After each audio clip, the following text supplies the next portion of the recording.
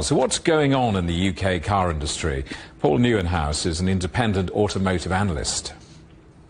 Well, yes, I mean, they've come under a lot of pressure from the industry, really. That's what it's all about. And I suppose a lot of consumers are also sort of asking questions about it. The problem is often one of communication. I mean, these things are 20 years in the making, these mandates, but suddenly the industry and the market think that it's something that was thought of off the cuff in the last 24 hours.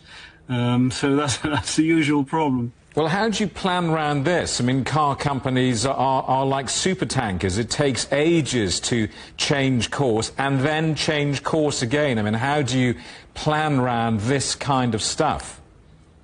Well, I mean, you plan around it because you could have seen it coming. I mean, we saw it coming 30 years ago, so it's not a sudden thing. And the industry knows this. What's happening at the moment is that under the current mandate, there are targets for every year up to the final deadline. And the target for this year is 22% electric vehicles, pure electric vehicles. And at the moment, they're actually running at about 20%, just over 20%. So they're not far off. The only thing is, if they don't hit the 22%, they're penalized in some way. So they just want to soften things here and there, which is possible. It's possible. You can still stick to the original target and yet have the intermediate points softened here and there or moved along. So it's not actually a big problem. Ford is calling for urgent incentives to encourage more drivers to buy EVs. Is that going to happen, and will it make any difference?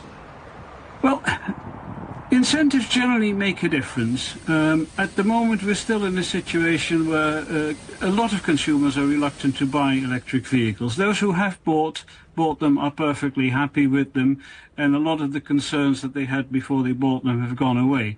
But in order to push things along a bit, and considering we're running slightly behind the targets, yes, widening incentives, increasing incentives is probably at this stage a sensible thing to do.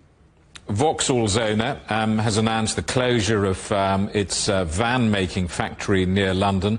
Over 1,000 jobs going, we understand, and the company says the decision was taken partly because of climate goals. Was it? Well, I think that's a bit of a red herring. What they're essentially doing is they're moving production from Luton to Ellesmere Port, near Liverpool, which is their other plant.